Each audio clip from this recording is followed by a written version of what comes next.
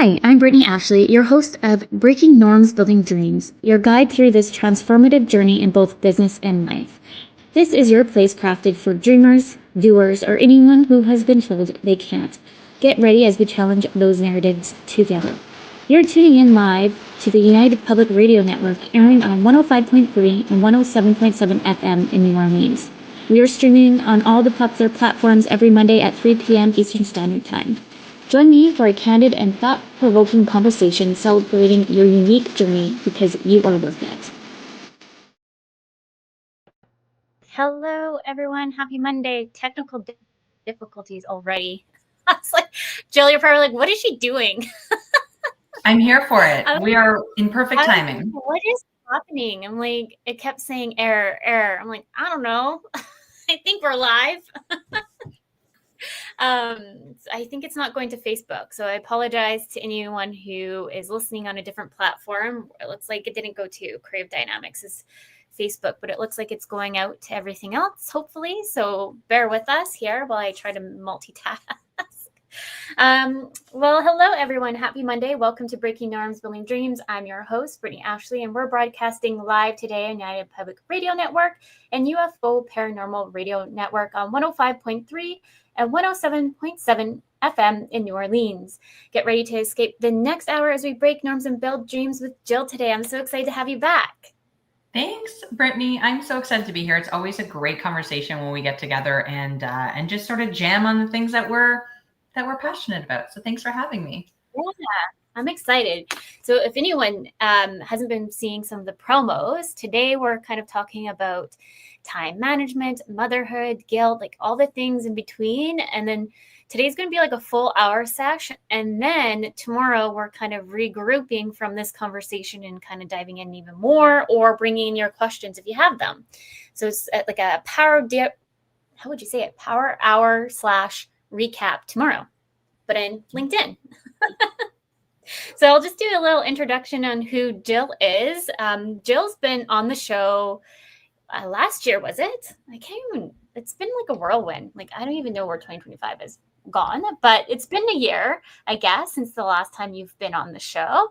But of course, I really want Jill to come back in because we always have so much synergy. And this topic specifically, I know we can like talk about for hours on her and I. So Jill is an author, speaker, and host of Grow Like a Mother podcast, and you can find her on Instagram and or Facebook at Grow Like a Mother. Her book, Happy, Healthy, Wealthy, and Wise, is available anywhere books are sold. I will make sure that they're in the links here for anyone who can see, and we'll make sure we direct you to the right location. Please tune in to Grow Like Mother podcast for weekly doses of wisdom and inspiration. And I know I've been on the podcast a few times on imposter syndrome, mom guilt, and all the things in between. But maybe, Jill, you can kind of dig in on more of your background if there's any new listeners today. Yeah, thanks. It's so funny to hear someone introduce you. It always like, oh yeah, I do all those things. It's pretty incredible. Yeah, I'm Jill. I'm Canadian, like Brittney. I am a mom of 4 and an entrepreneur. I started my career in hospitality and transitioned after my second child was born into entrepreneurship to try to follow my dream of having time freedom, really. And my other child at the time was diagnosed with autism, and I really knew that I needed to have control over my own schedule. And so entrepreneurship kind of gave me that avenue in, and my whole business kind of transformed into helping other moms and other people with neurodiversities help manage their time so they can create the life that they want on their terms. And so that's kind of where it started and where it's at now. Yeah, like I couldn't imagine, because you have 4 kiddos. I have 2 kiddos. Couldn't imagine 4. Mama, you're doing great. I feel like I'm just surviving with 2.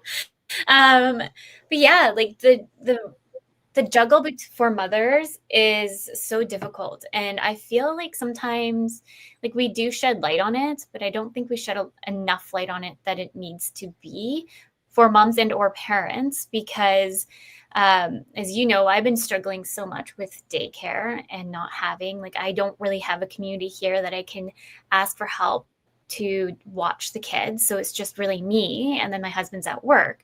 And so majority of the time it's me and the kids and just trying to balance what that looks like. And so it's sporadic every single day. Like it's not like I used to work with a coach, and they're like, all you need to do to be an entrepreneur and a successful one is wake up 5 a.m. and make sure your time scheduling. I'm like, no, like I know when I'm more productive. I'm more productive in the evenings. I'm not too sure about you, Jill, but I feel more productive in the evenings because that's kind of like my, okay, I know no one's going to wake up and kind of bug me, hopefully, situation. So I feel like I can actually have that moment to like be more creative and know that I'm not going to be disturbed when I'm in my flow of creativity. But waking up at 5 a.m. to me, I'm like, well, my son's probably going to wake up any minute because he's an early riser. So I'm going to try to like flush through X, Y, and Z as fast as I can. And that kind of minimizes your creativity. I don't know if you have any kind of input there, but like as parents, for like if you don't have daycare and or you do, and they're very limited on, sometimes they have schedule constraints or something happens, like us parents sometimes need to jump in and put some things on the back burner, especially when you have a business. Yeah. I love that you said that. And I love how you identified that you know when your like most creative time is. A lot of people haven't figured that out or ever really thought about it, especially those of us who worked 9 to 5 jobs, right? For me, I am like 7 to noon is my sweet spot, right?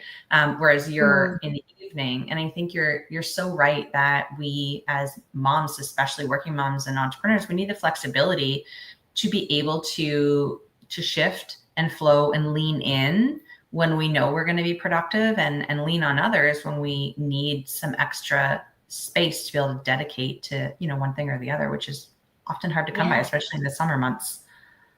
Yeah. And I feel like sometimes you're never going to figure it out right away.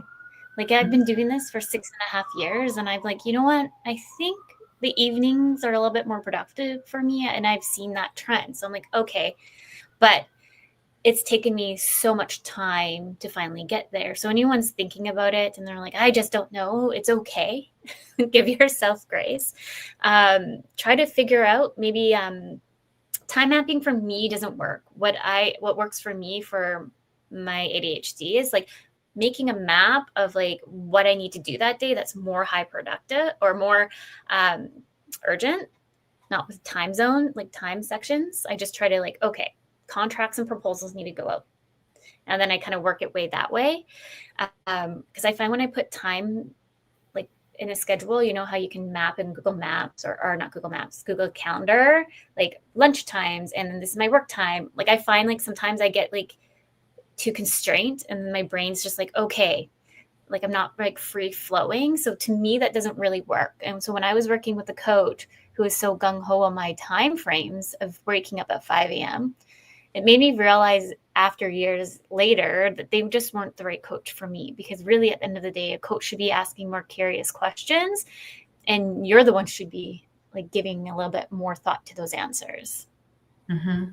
Yeah, it's so personal. And especially when we bring in neurodiversities, it can be almost shame inducing if we are trying to follow the advice that we hear from our coaches or that we hear from our friends or on a podcast and it's not working for us. A lot of women come to me and they're like, I suck at time management. Like I just am bad at it. And it's not that they are bad at time management at all. It's just that the tools that they're using are not meant for them or not great for that season, right? It shifts. And so having a toolbox that you can kind of rely on and knowing that there are different things that are going to work for you as opposed to other people can be really helpful.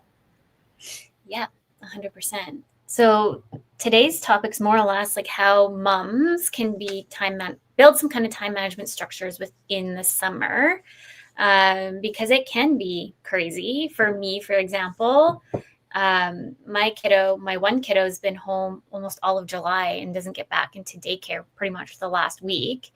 And then my other kiddo just went into camp this week. So technically they've been home for the last 2 weeks. So It's been like, okay, where can I work? Where, and then it doesn't help too, I have year end. Right. So that's another mix in the shuffle, because you need to do your year end for anyone who's listening from the States.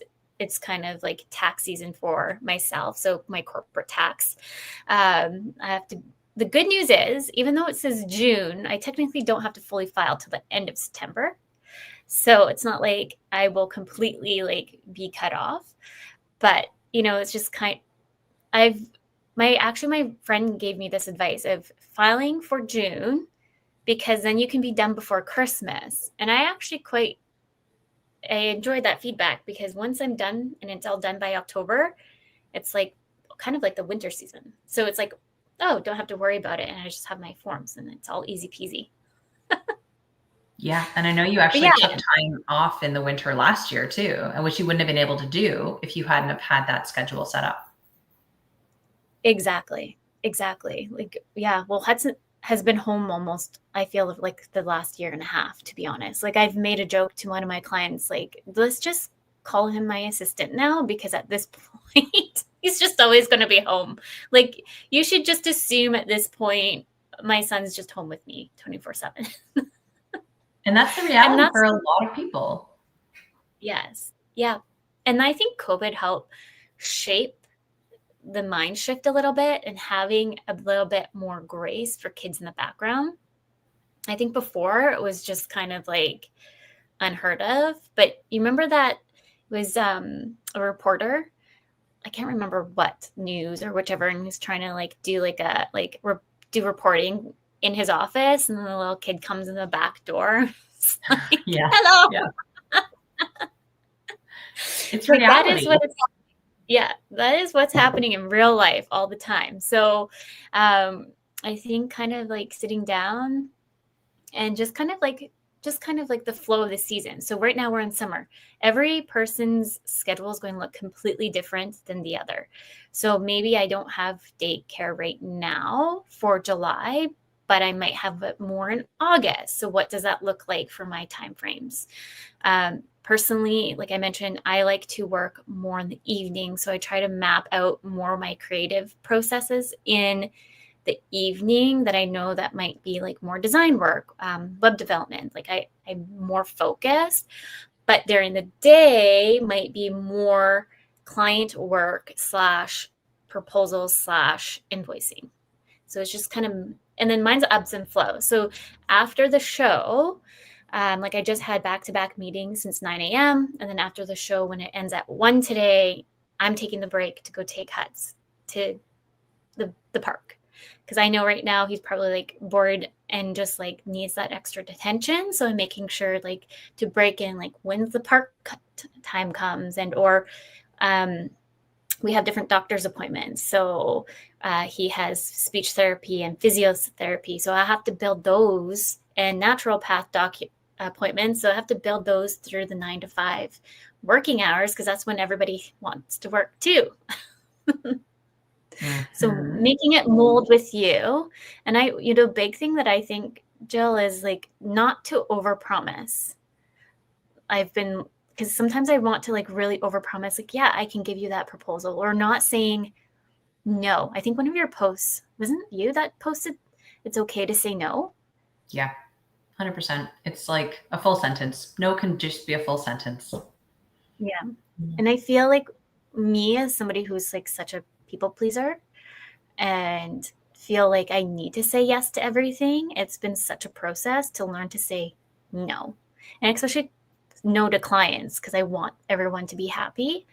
But when I'm already stretched so thin, just being so transparent and open about it, I think a lot more clients respect that too, than saying, yes, I promise I can have X, Y, and Z done. And then it ends up rolling into late because of X, Y, and Z. So it's just like a trickle effect. Mm-hmm. Yeah, the more transparency, the better. I think you're right that people are expecting real life to happen, and it happens to them as well. It happens to all of us. And so I'm someone who always says, like, I love a cancellation. It is, instead of being frustrated with a last minute cancellation or, becoming angry or anything like that, I instead look at it like, wow, I just got an extra half hour or an hour back in my day. Like, what a gift this time is, right? I So like giving other people the grace, and then they give it back to you. And it is one of these, we're just real humans doing the thing, Yeah. Do you have any tips for anyone listening on struggling to say no? Yes, so many. The people who's I'm sure that you already know this, Brittney, but my work is sort of divided into 4 archetypes of people and how they manage their time. And one of those is called the the selfless giver. And so that person basically is I always say yes to everything. And it impacts how their calendar flows and how their life goes, because they're giving their autonomy over to somebody else. And this can play out in many different ways for people who struggle with saying no and with boundaries. At the end of the day, it's boundary work, but it can also start with your calendar too, right? You can dedicate the first 2 hours of your day every day to not answering emails. Don't even look at anything that came in from anybody else. Start your day by just doing the output work, right? And so by the time that you open up your email and everyone else starts to drive the bus, you've at least accomplished a few things that were important for you. Because otherwise, if your personality is to just say yes to everybody, or you struggle saying no, you're never going to get the things done that are important to you. So starting your day with that can be really helpful. And something that I found has worked for some of my clients as well is just dedicating, if you're in the entrepreneurship space or have some control over your calendar, dedicating a whole day to output, like just you directing how you want your time to go, getting the things done. And then the other 3 days, 4 days of the week could be you're reactive, right? You're dealing with other people. You're letting them ask questions. You're giving, right? You're pouring out into other people, because essentially the struggle to say no really does come from such a beautiful place of wanting to help and wanting to give. And so we need to set up some boundaries around that so we don't give everything away. Yes. And I think that's the one thing I noticed a trend for myself when I first started was saying yes to everything. And I've always had to be like there and be the yes person. But the last few years of transitioning more into the no person and setting those boundaries, and even too, like how many networking calls, like, because I'm an introvert, extrovert. So I've learned too that I need to really make sure I give my time to like take back that energy, because when I'm out there and push myself a little bit more in the extrovert phase, my introvert self is like, there's just too much overwhelm. I'm going to do a podcast, and hers is all about like how to step more out of the introvert self. And so I'm excited to talk more on like how I've pushed myself, because everyone's like, oh, you're such an extrovert. Like you're always like, you're out there, you're doing all the things. I'm like, yeah, but like, it's so much to build myself up there. Like, I'm like, okay. Like, I know, for example, I have an event on the 13th. My brain's like, we have an event on the 13th. We have an event on the 13th. Who do we think's going to be there? I hope Lori's there. I should message her. Like, I always try to find my one, like, safe person, I like to say, when I go to those kind of things, because then it helps me, like, take down the overwhelm and the anxiety. But if I don't know who's going to be there, my anxiety is like whoosh. Yeah. I'm an introvert too. And I think I present as an extrovert like you do, but I've learned that being an introvert, like it's not a bad thing. And it's not something that I think we need to like develop out of or anything like that. Even as business owners, I think there's a lot of power of being able to tune in internally, and that's where we sort of get our energy source. But the trouble can often be that business isn't built like that. Social media isn't built like that, right? We're feeling pressure to show up and to connect, as you said, and go to these, like coffee chats and networking calls to build the business and get clients and show up online for the algorithms. And it can be very overwhelming. And so what I like to offer people who are introverted or need some extra time because they can't say no to all of these invitations, is to really focus on throughout the day and throughout the week, finding those small moments of time, those 5 to 10 minute pockets. I call them time confetti, right? Finding those moments where you can do something for yourself, even just in a really small way, right? And kind of keeping your cup full, just constantly topping it up, because it's going to drain naturally from needing to show up for other people and do things for other people. So instead of finding yourself with an empty cup at the end of the day or the week, if you can keep yourself kind of topped up, you're in a much better spot than you would have been otherwise. 100%. And also finding, like, because I know some of us need to go out and network. I've realized that I need to be in the networking spaces that I feel that give me energy. Yeah. So sometimes, like, perhaps like mentally, I'm like, oh, this is coming up on the 13th. But part of me is like super excited because I know I always end up meeting one great person, or I have one great conversation. It brings up my energy levels. But I've been to other networking events where I'm like, I end up like removing myself from the directory and everything, because there's just an energy there that I felt like I couldn't put my finger on it. And I was like, I can't be around this. Whatever this is, I need to pull myself away from it, because it was draining me. And I just felt like I was pushing myself so much to be that person. And it just didn't feel like a very kind atmosphere. So I'm like, no. So that's where I said, no, I can't anymore. That's really smart, because you recognized what type of people and what kind of environments are like chargers, like batteries, and which ones are drainers. And so I often encourage people too, to just keep a list, whether it's like a mental list or a list on a phone or a piece of paper, of things that things and situations and people that do energize you, and ones that drain you. Because if you know you have to be in a situation where you're going to be drained of energy, you can boost your energy before you go in, right? You can make sure that you have a long walk or a nap or a great smoothie or like something, so that you can go into a situation where it's tending to be the result that you come out drained. Go in ahead, and then even if you're drained, you're still sort of status quo when you leave. And then alternatively, if you know the types of people and events that build you up, you can start to build more of that into your regular routine. Yes. I was just listening more to Mel Robbins, the let them theory. And like, she was talking more of let them, let me. And like, I love the let them theory. I really do. My girlfriend and I got a tattoo on right here that just reminds us to like, let them, like, do what they need to do and make sure you save your energy for you. But like the let me piece, I've been reading a little bit more on it too. And I think that's so much more powerful too, is like, yes, you have a piece of the let them do what they want, but the let me of respecting my energy and my inner peace of how much I want to walk away with. And so like what we're just talking right here. So when you're going into those kind of scenarios, I guess, what part do you walk away with the let me to?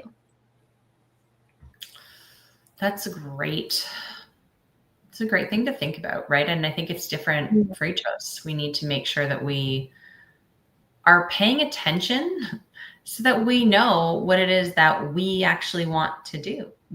If we don't know ourselves, if we're not paying attention enough to know what it is that lights us up, that we need more of, that we can claim, we can't start to be okay with saying, I need this, or I need help so that I can do this, or I need extra space, time, money to dedicate on to myself, which is really hard for women in general.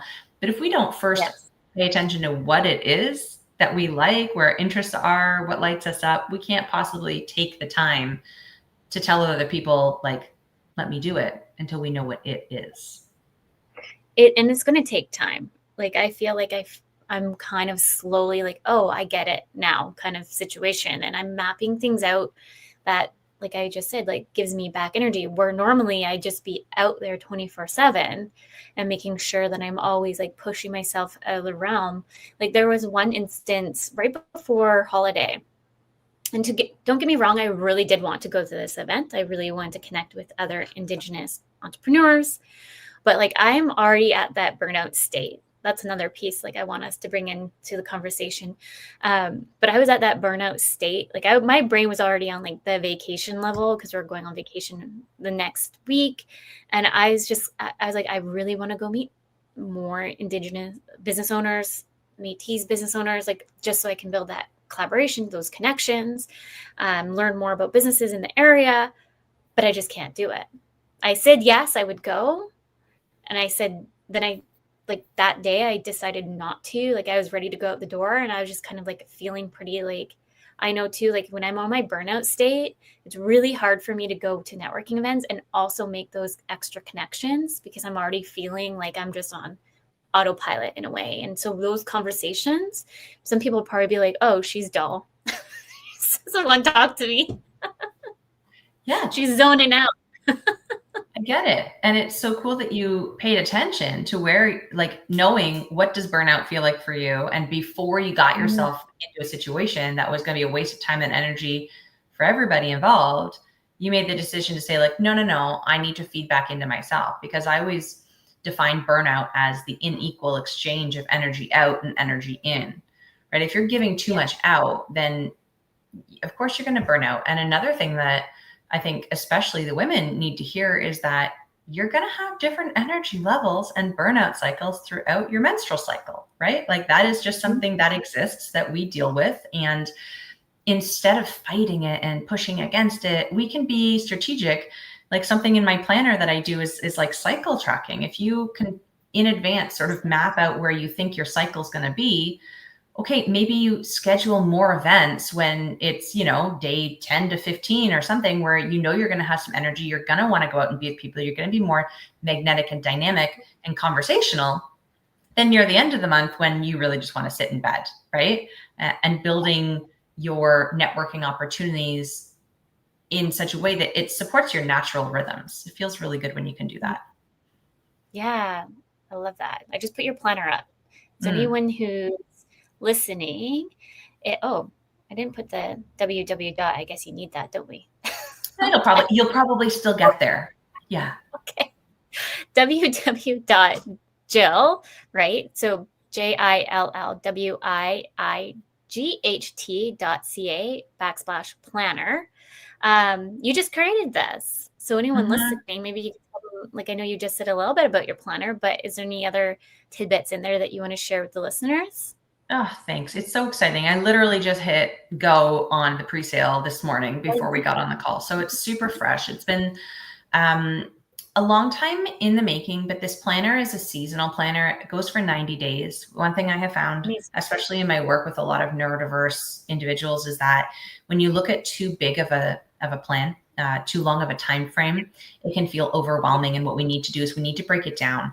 And breaking it down by 90 days also allows us an opportunity every season, no matter what date you start on, to really reassess, like, is this working for me? Because we can often get stuck in habits and they eventually stop working and we don't realize it. And then we're frustrated, but we're still doing all the same things and not giving ourselves that opportunity to reflect what's working, what's not. And so this planner is an undated seasonal planner. You start it whenever, and it brings you through my whole framework really of time management all in one area. We talk about self-care, we talk about rest, we talk about productivity. It's all aligned so that you can create intentionally the life that you want, the way that you want to feel through your calendar. Because if we look ahead week to week and have an idea of what's coming, we can be better prepared and we can make these small tweaks and create white space in our calendars when we need it, right? And we can be strategic and just feel a little bit more in control. And I know a lot of people are not scared of planners, but they resist them a little bit because it can feel really structured and rigid. If you're like, I have to plan that's not it at all. This is like banks to the river, flow so that you can do the things that you want type of idea. So it's really feminine and really fun. Yeah. And I love that you do it more of the 90-day, because you know what I do in my business when we onboard any new clients, I actually create, like, from our discovery call or kickoff call is a 90-day plan, 90-day plan. Because I find when we onboard clients, they just don't know where to start outsourcing their services from admin to marketing, and they just start getting overwhelmed and we never get anywhere. So I end up just mapping out, and I always say, I'm like, we can change this. It's in a working Google Doc. It's not set in stone, because business is always evolving and always changing, but like this will at least get us started somewhere. And I find since I started rolling that in, because majority of entrepreneurs do have ADHD or some kind of neurodiversity. So I found having this kind of plan or kind of flow has made us so much more successful on getting like things over to us. Yeah, exactly. So, it's almost like it's like an accountability partner in the form of like a document, right? Exactly. Yeah, I love that. I'll have to check out your planner and see it more, because maybe I can roll that into my stuff too. We're already halfway there. Can you believe that? For anyone who's just tuning in, welcome to Breaking Norms, Building Dreams. We're live on United Public Radio Network, UFO Paranormal Radio Network, 105.3 and 107.7 in New Orleans. Yeah, like I find, going back to planners, I buy them because I love how pretty they are. And I love the idea of it. And that's how far I get. Yep.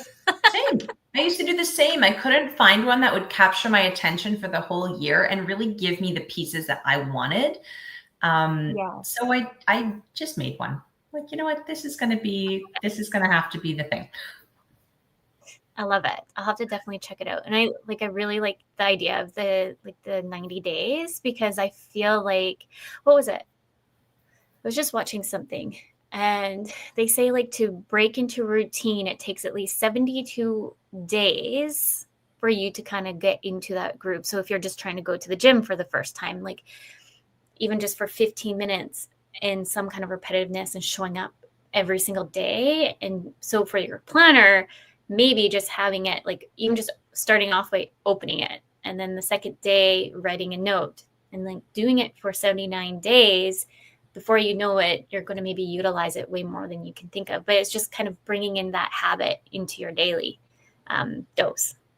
Yeah. And the one thing I really like to do as well is give people the tools within the system on how to keep them engaged, because you're right. Like we do get bored, and especially those of us who are neurodiverse, like we need the dopamine hits. We need to feel excited and like things are fresh and new. And so within the planner, each week has a different like journal prompt. And each month you sort of reassess all the different areas of your life within a life wheel, and we gamify things. And there's like, we track patterns. There's so many tools to be able to really offer. It's not that everyone needs to use every tool. It's that pick the ones that work for you so you can stay engaged and stay with it and develop that habit. Because once you're in the habit of creating your time and how it unfolds and how it feels, you've really just created your life, right? Yes. Yeah. And I feel like sometimes social media kind of, what's the word I'm looking for? When we're not executing to the standard that social media has put out there, we start in a way feeling guilt and or feeling like we're not good enough. So some of us might feel like we're not good enough to use a planner because we were never successful from day one and what social media has said that it should be utilized for. So I like your note about the dopamine, because I think that's probably why I like the rush of knowing something's going to be due in 24 hours. Yep. So the planner takes that away. But if we can, a way of like mitigate, or not mitigate, but what's that word, is just try to roll it into our daily function, and just knowing that that's going to help us a bit. Because really, who likes the feeling of something due in 24 hours? Because I really know I don't. Like looking back in school, like I had everything done like weeks in advance or a week early, so I can take that time to review. But for whatever reason in the business world, since I started entrepreneurship, I've noticed I'm like seat in my pants sometimes. I'm like, no, I don't like this, but I do it anyways. Right. Well, two things come up for me with that. It's funny because I am the same as you. I am a planner. I want to get it done with lots of time. And yet there are other time management styles like this, or the passionate adventurer style, they thrive on that. Like it is their best way. They do their best work under time pressure. And so it's so different for everybody.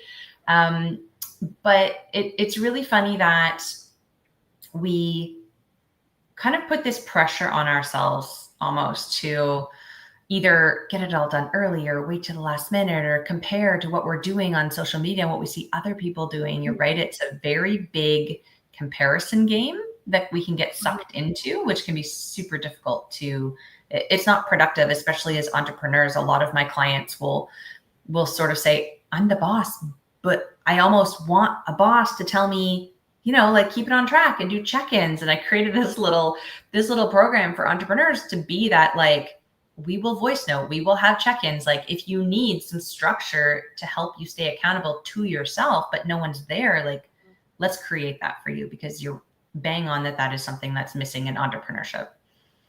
Oh, I like that. So you get them to voice note to themselves then?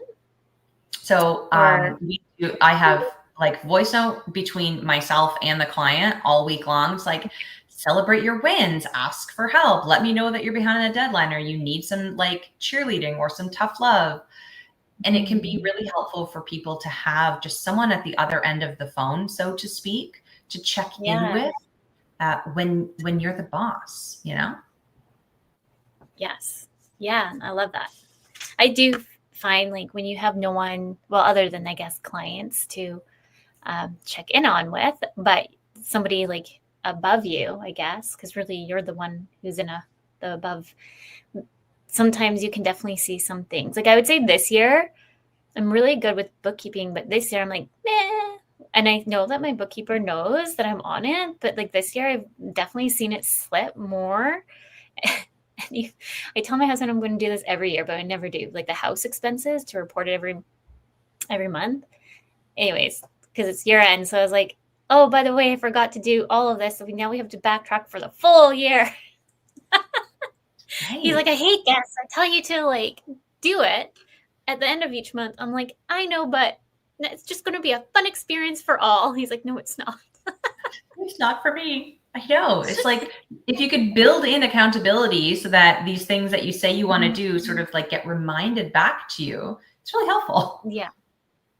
I feel I'm pretty good for whatever reason. Like I'm really good on like that part for the bookie, like the company side, but for the personal expense stuff to report it, my brain's like, no, it can wait. I think that's just like my ADHD, like filtering it in the back of my brain in a way, because I know it's not important compared to everything else. So, but it is important because I can't finalize my books until that's all done. Well, it's one of those quadrant 2 activities. Are you familiar with the Eisenhower matrix? It's like, that sounds so clear. Can you remind me? It's very cool. So it's this grid. Basically, it's like 4 boxes, and you can rate your tasks based on urgency and importance. And so like quadrant 1 would be urgent and important.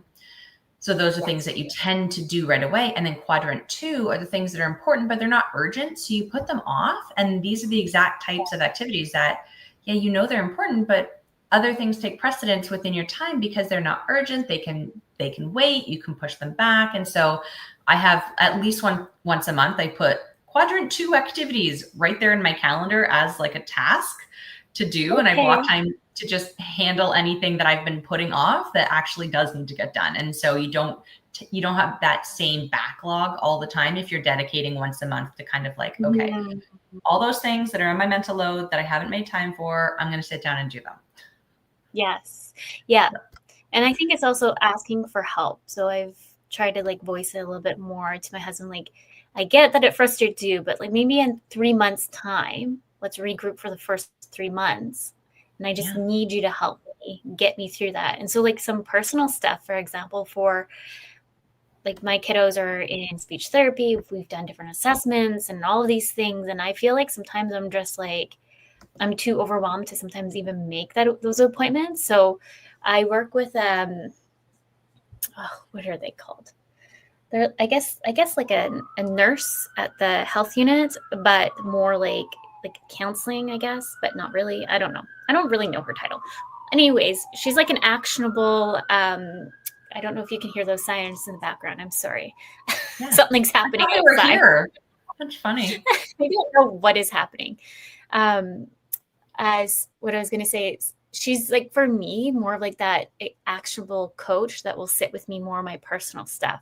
Because sometimes I'm just like, I need to get this done, but I'm just too overwhelmed to get there. And so she's been workshopping. And so I've been going into the office and she just sits there and just like walks through like, okay, how can I help you? And so maybe for anyone listening that are feeling stuck, looking at somebody else to support you in different ways, maybe it's business and or personal. So I find like the personal stuff for me with all the kids' different appointments, sometimes there's just too many to happen that I just kind of freeze. It's just the ADHD. Like I'm just too overwhelmed. Like even though it's as simple as a phone call, my brain just can't get there. I know, right? And then you sort of forget all the things and they're jumbled and it's like the invisible load of knowing that you have things that you need to do, but they're sort of living in your head. Have you heard of Heron House Management? It's this company and they're in the States and I think that they're expanding into Canada, but they're house managers. And so what they do is they help moms and dads and working people who are too busy to deal with all the house stuff. And it's all virtual, but they like keep you organized. And it's almost like you have this opportunity and you don't need to pay someone to do it necessarily, but have this opportunity to speak out loud all the things in your head and have someone reflect back to you. Like, here's what you said. Are you going to do this? Or check in with you. Like that was something we talked about last time. Have you done it? Yeah. You know, like where are you with this thing? And get yourself a friend who can just listen and then make a note in their calendar to check back with you. You know, that can be helpful too. So it's a house, kind of like virtual assistants, but personal assistants. For personal. Yep. So cool, right? Cool. Yeah, I actually saw somebody make a post on that on one of the local Facebook groups here, and she like pitched the idea. And I told her, and everyone was telling her it was like a dumb idea. And I told her, like, no idea is dumb. You need to try it first before you get opinions of anybody else. And I really think that there's something here. And also don't listen to that other person, because the other person was saying like charge $25 an hour. I'm like, when you're an entrepreneur, that's hardly paying the bills. So map it out. You definitely have something here and just start and then figure out the moving pieces of what works best for you. I never know. I don't know if that was like 3 months ago I saw that post. So I hope she moved forward on that, because I find like going back to social media when we're like trying to like research and we're getting ideas and just even thinking about my business, the amount of times I've had did market research and asking individuals if I should merge my coaching business in with Creative Dynamics. And everyone's like, that's a dumb idea. And then my gut this year was like, nope, doing it anyways. And I finally merged it all together because it is needed. Entrepreneurs need like a business coach, imposter syndrome coach within the business. And then sometimes they just need to let go of those tasks to like somebody to do it for them. So it merges organically. But if I would have listened to everybody else, I would probably still be struggling trying to like figure out how to market both businesses. Mm-hmm. Yeah.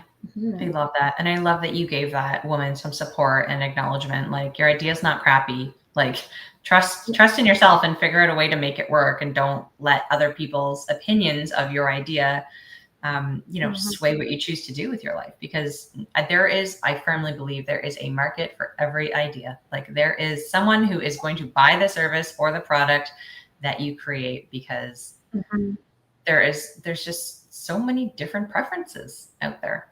There really are. 100%. And yeah, Facebook is wild, is all I have to say. Like, it just I don't do it. I really don't. I try, I can't wait until I'm out of this one group. I'm like, I'm just going to save my 2 cents for the last of it, because they don't let any negative reviews. And I'm like, well, parents are coming here to ask for reviews, but you're only allowed positive. I'm like, that's bias then. Where are we going to see the full light of the both? Anyways, admin messaged me because I made a negative comment, but it was like, professional. And I just ignored her. I was like, I can't wait to get out of this group. And I never say anything usually as well, But as somebody who has 2 small kids, it's information I wish I would have had before I went to that facility.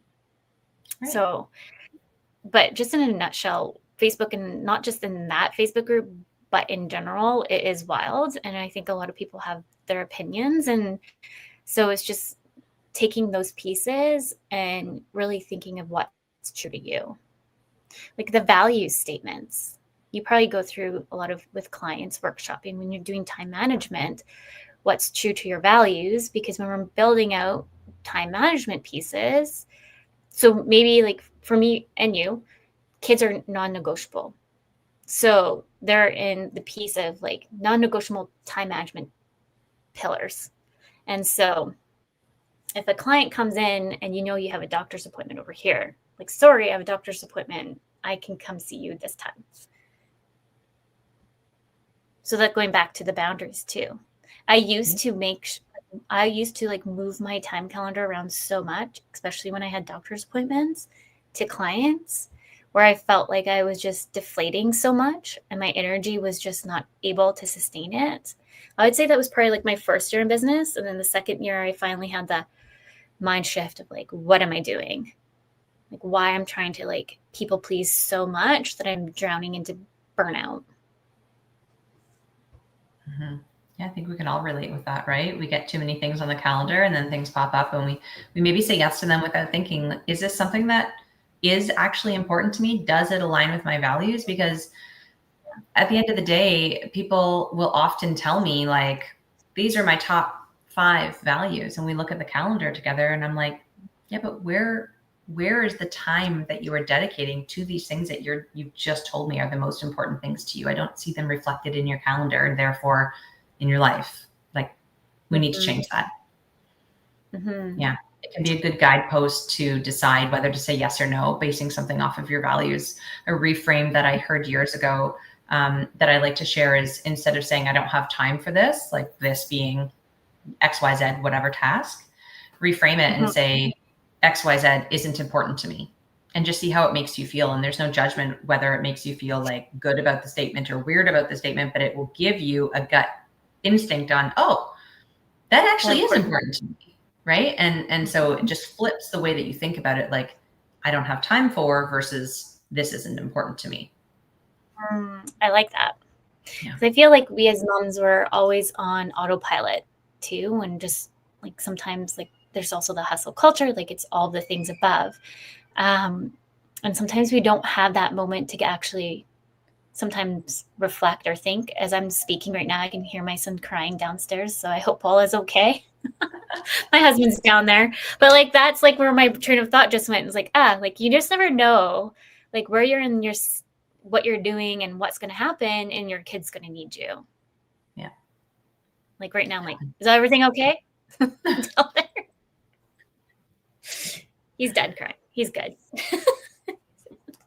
But yeah, why do you feel like, why do we as moms feel so sometimes overwhelmed in the summer, do you think? Is it because we take on too much? Is it because we're trying to do it all? Well, that's the same thing, too much, but what do you kind of feel there? Yeah, I think it's a combination of things. We're definitely trying to make things more magical than they need to be for our kids. For sure. There's a lot of expectation that we are putting on ourselves to create a magical childhood for the kids when really they need a lot less than we think that they do. It's also the comparison to see what our other friends and family are doing, right? Especially here in Canada, we have such a short summer season that there's so many things that we would love to fit in that we try to cram it all in. And inevitably it's too much. If someone gets sick or we have a breakdown in the car, like if some little piece shifts from the perfection of our planned calendars, it can throw everything into a spin, causing us stress. And I think the other piece is that we're really overstimulated, right? We have a lot more daylight hours, so the days feel longer. A lot of times kids are home more often than not. We're home because we're taking time off of our work probably to be home with the kids, not to send them to camp. We can feel like if we do send them to camp, then we want to make it up on the weekends and the evenings because we weren't with them. And there can be all of these stories that we tell ourselves about what a perfect summer should look and feel like.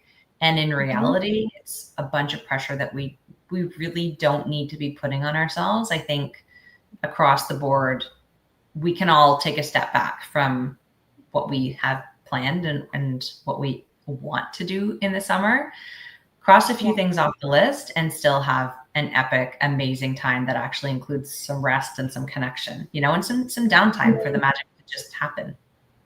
100%. I love that all the things that you just said there. And even too, just thinking about like camp, like part of me feels guilty that Ryland's in camp, knowing that like I feel like, yes, I have a job. Yes, I have this, but I should be making sure we're having a fun summer too. So it's like that guilt too. So like what's the happy medium? And I don't think everyone has their own happy medium. So you have to guess for yourself, what does that mean to you? But like already, like we've already done like a trip to Vancouver, the Okanagan. We've already done like so much. They went camping twice already. So we're already halfway into July. Like, I'm like, yeah, we're halfway there tomorrow. Like, what day are we on? But we're like in the July is going to be done before we know it. And so it's like the part of us is like, did we do enough? Are we okay? Like, or should we do X, Y, and Z? Maybe we should have made an extra trip over here. But I think, again, it goes back to what we see online and what, again, like you're saying, our friends are doing. And unfortunately, the biggest thing I think what we need to start doing ourselves is not compare. Because once we start comparing, then we're never going to feel like we're living up to those expectations as well, because we're always comparing of what they did X, Y, and Z or somebody did on social media. You never know behind the scenes too. Oh, yeah. Yeah. Especially because no matter what they say, there's always that friend who's picture perfect and just doesn't mention that the kids cried the whole time and like the weather was crappy and they were late for everything and like she forgot to eat and got hangry and yelled. Like there are so many things that are real that happen even in the picture perfect posts. Especially in the picture perfect posts. I don't know about you, but I find more and more when I notice people posting things and sort of like boasting about all the wonderful things that they're doing, I'm kind of in the back of my mind feeling a little bit sorry for them. Like, I wonder why they feel like they need to put that out. Like what happened really, you know, that they're sort of compensating for, which gives me a different perspective about it. Yes. Yeah. Absolutely. I'm just looking at the time here. We're almost at time. Wow. Did you want to share any? I know. So anyone listening, Jill and I will be live on LinkedIn tomorrow. So if you had questions from some of the takeaways from today on the show, please bring your questions. Jill has an amazing podcast. Maybe you want to just quickly highlight what your podcast is all about, Jill. Yeah, thanks. It's so fun. And I love having you as a guest over there. The podcast is called Grow Like a Mother. And we're 4 years in, which is wild. We've covered all kinds of topics, but yeah, in general, the podcast is just sharing information that will help ambitious moms and women and business owners grow into whatever area they're looking for. So we cover things from, like you had said, imposter syndrome and guilt. We talk about business stuff. We talk about spirituality. We talk about personal growth, of course, time management. And it's all in half an hour or less because the moms who listen are busy. We're catching these things on our way to school drop off or when we're walking the dog or doing the dishes. So I'm really mindful of trying to get really tangible, bite-sized experiences every time you tune in. So it's a great place to be. Yeah. And I can say, yes, I love listening to your podcast. It's amazing. And I've been loving being a guest on your show as well. For anyone listening, it's, oh my goodness, it's jillwright.ca/podcast. And then just instead of, if you're wanting the planner, it's /planner. And then there's one more thing. Did one highlight maybe your book as well? Yeah, the book's great. The book it's a page a day style book. Like, you know, those calendars that you would rip a page and it would give you like an inspirational quote. Like I used to put the best ones on the mirror in the bathroom or whatever, but most of them would get thrown away. So what I did was I structured this book as sort of a page a day resource where you don't have to sit and read it from front to back. You can literally just go open it up, find a page, get some inspiration, motivation. There's affirmations, there's reflection questions, there's quotes, and everything has been organized into the 4 chapters: happy, healthy, wealthy, and wise. And so you kind of get some direction there in terms of, okay, maybe I really want to get some advice today or some inspiration on how to be more abundant or have an abundance mindset. That's sort of the wealthy piece. Or like, okay, I'm in a bad mood. Like, let's open up the happy chapter and just get a quick page to get some ideas to keep with us throughout the day. Love it. And it's called Happy, Healthy, Wealthy, and Wise. And anyone who's listening can find it on Amazon. Yeah, it's on Amazon. It's on Chapters. I don't know if it was on Barnes & Noble. I don't know if it's still there or not, but yeah. Amazing. Well, thank you so much for coming on the show today. Any last minute tips before we jump off, or we can save it for tomorrow? Ooh, that's a great thought. I'm gonna put some thought into that one for the tips, and we'll bring them to LinkedIn tomorrow, and also answer any questions that come up with any of the listeners from today. Thanks so much for having me. Yeah, thank you for coming on. So anyone listening, come on to our LinkedIn. So you can find me at Brittney Ashley. Just follow along. You can connect with me on over there, and you can watch us live. And then your LinkedIn is right here, Jill-Wright-Speaker. Just follow us along, bring your questions. It's live. Actually, I guess we should say what time it's at live at. Yeah. That'll be helpful. It's live at 12:30, right? 12:30 Pacific Standard Time. I think that, let me just double check. I'm pretty sure. I think so too.